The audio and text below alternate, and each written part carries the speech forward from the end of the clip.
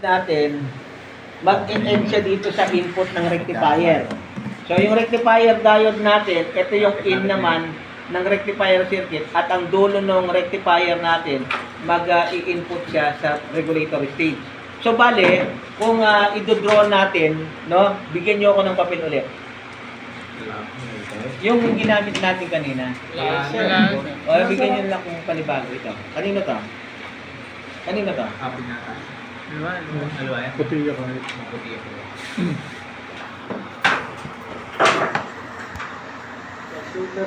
Ang ballpen. Pencil pen niya kasi ka na ako, pencil pen.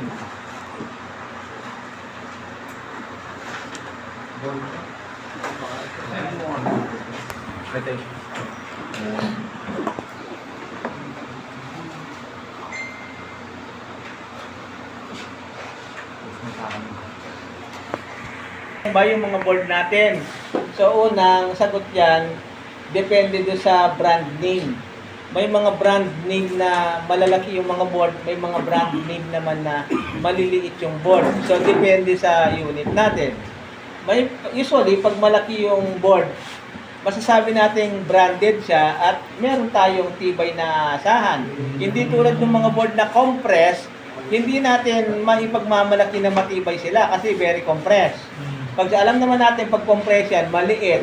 So, hindi ka makakakita ng tibay kasi nga compress. So, madalas yun yung mga masasabi natin. Pag ba sinabi nating branding, ano yung unang impression na papasok sa isip mo? Sa isip nyo? Pag branded? Tibay. Yes. Pag wala siyang brand name, ano yung expectation mo?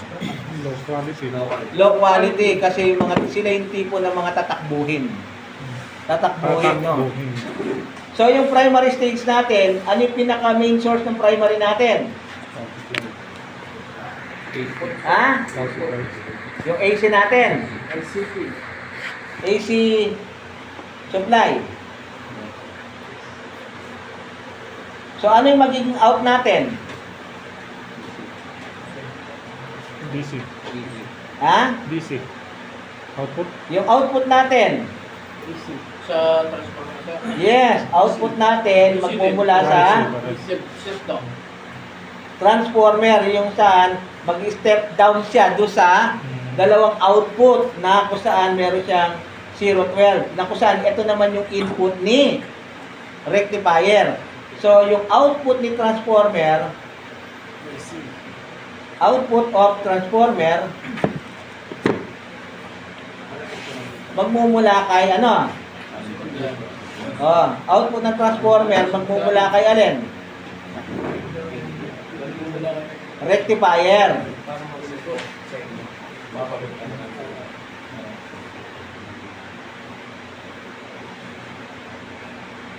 Ito yung dalawang linya mo. Pag pinaandar mo yan,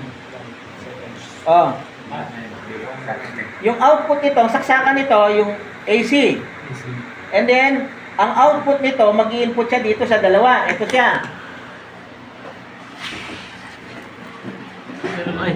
Yan sir, ang favorite student. Best friend, sir. Buta ka. Import sir. Alam mo, free. Hindi na papanayan eh. Hindi yun sir. Nagka-power Hindi natanggal eh. Nagka-power. May power na. Kailangan Kaya na nga, lang. diba no, kaya nga lang, dito sa ano. Alam mo, Tinignan ko tong IC na. nasaan yung board na kapatid niya? Kahit ako Sinuli ko na po yung indoor po. Kailangan talaga. Nasaan yung indoor niya? Sa Makati po. Kasi kailangan natin. Sinuplehan mo yan? Always, Hindi ang yung ilaw. output ng primary stage natin patungo sa input ng rectifier diode. Lagi nyo tatandaan yun. Yung dalawang input niya. So, yung positive and negative ng rectifier diode natin, ito naman yung magsusupply sa input ng regulator. So, output of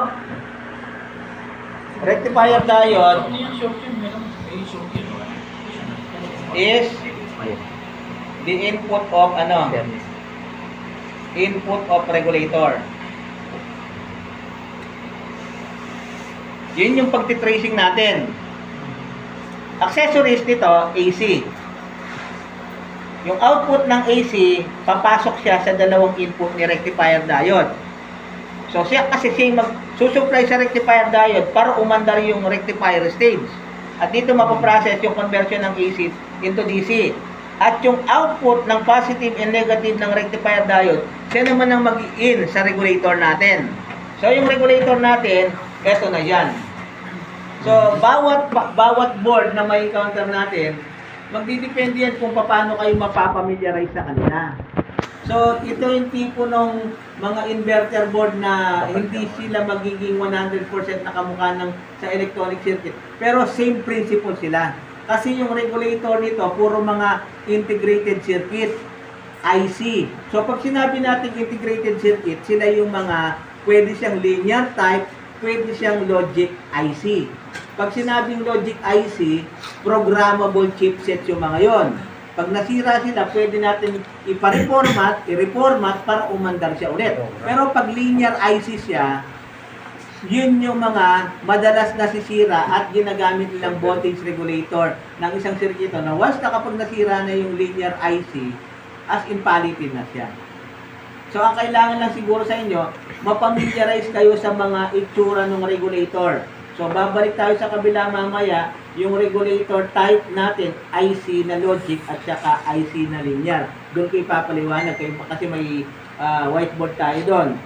So dito, tracing na lang. Ang nakikita kong kulang ngayon sa inyo, yung mag-practice kayo nung kung paano ina-adapt yung voltage measurement. Paano ba natin pinractice yung voltage measurement kanina? Yung voltage measurement pwedeng tutukan, depende yan kung may polarity tututukan mo o kaya naman yung tinatawag natin with respect to ground. So pag sinabi natin with respect to ground, ito yung pinaka test probe natin, ito yung direct into ground at ito yung test point natin. Pwede kayong mag-test point dito, no, sa positive ng rectifier diode para alam nyo kung ilan yung pupunta.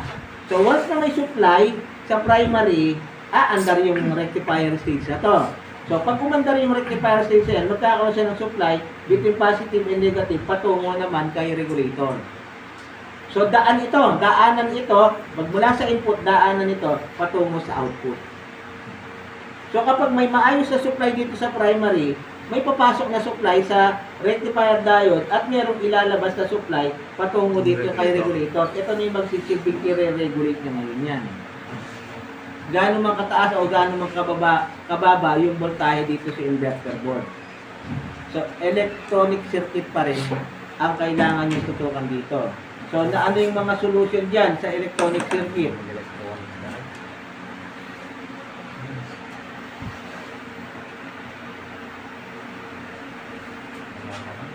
Component checking tayo. Mag-check kayo ng mga piyesang kilala nyo o nakilala nyo sa mismong inverter board natin. So, yung mga piyesang nakikilala nyo rito, doon kayo magpo-pull out and then i-practice natin ng actual checking. Mas mainam siguro pag nasa bahay kayo, mag-practice kayo magtanggal ng piyesa and then i-apply natin yung testing procedure na naituro ko sa inyo. Sa mga electronic circuit, pwede silang sa mga electronic graduate or electronic student, pwede kayo mag-specialize sa mga board na gusto ninyo. Pero sa kanila, ang specialization talaga nila, yung inverter board. Pero sa atin, masyado tayong malawak. Pwede tayong mag-specialize on consumer appliances. Pwede tayong mag-specialize sa mga industrial appliances. Pwede tayong mag-specialize sa mga gusto natin. Like ako, nung mga panahon na ako'y katatapos ko lang mag-aral, nag-specialize ako, during my OJT time. Kung makukuha mo sa repair, magkano naman ang babayaran? So, depende sa deal mo sa customer yun kung magkano ka magpapabayad pagdating sa repair. Siyempre, pagdating sa repair, isa lang ang hihingi ng customer sa'yo. Meron bang warranty yung gawa mo? Kung ito ba, halimbawa, nag-deal ka sa kanya 3,000, meron bang warranty yung trabahong gagawin mo? Ikaw, anong decision nyo as a technician? Of course, yes po. So, ang warranty nito, pwede ka magbigay ng warranty 1 buwan, 3 buwan. So, after 3 months, walang nangyari at umaandar, tapos na yung warranty mo. So, malaya ka na, yung pera talaga, kahit gastusin mo, yung sarili mo na yon.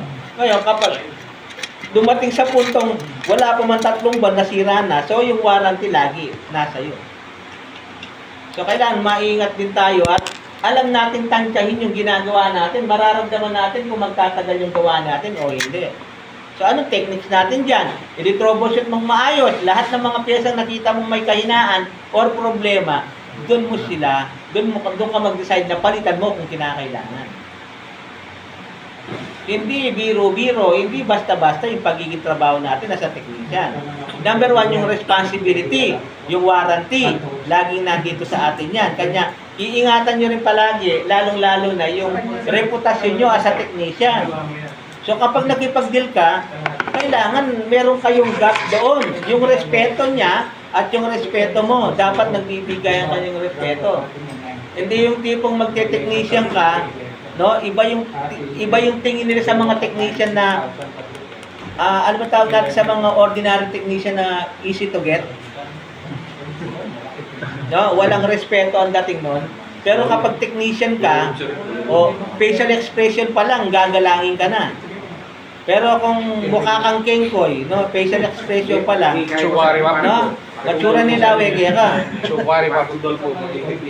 Hindi naman, si Dolfo kasi pag hindi tumawa yan, ano yan, ngayon ka rin pag-email eh. Respeto yan. Pero kapag may line, anong impression mo na siya? Pag tumawa na siya?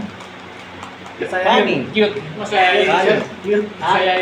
Masayahin niya mo. Guys, hindi ko sinabing makanya niya personality yan. Ang yang makanya niya itsura yan. Ne? Ang yang makanya niya mo. Ala ko sinabi na matsura, kahit ganun lang ang itsura ng tao. Huwag kang titingin doon sa panlabas na anyo. Titingnan mo pa rin kung ano yung meron sa kalooban niya. Binawi niya rin sir, pare ko po. E doon na ka man titiraan, sa salbada ka mo. Okay, babalik tayo doon. Wala na akong maraming kwento para ma-discuss ko sa inyo yung iba pang dapat na matutunan ninyo, no? 15 minutes, babalikan ko kayo. Galing nyo na lang to. Sir, kung Sir, thank you.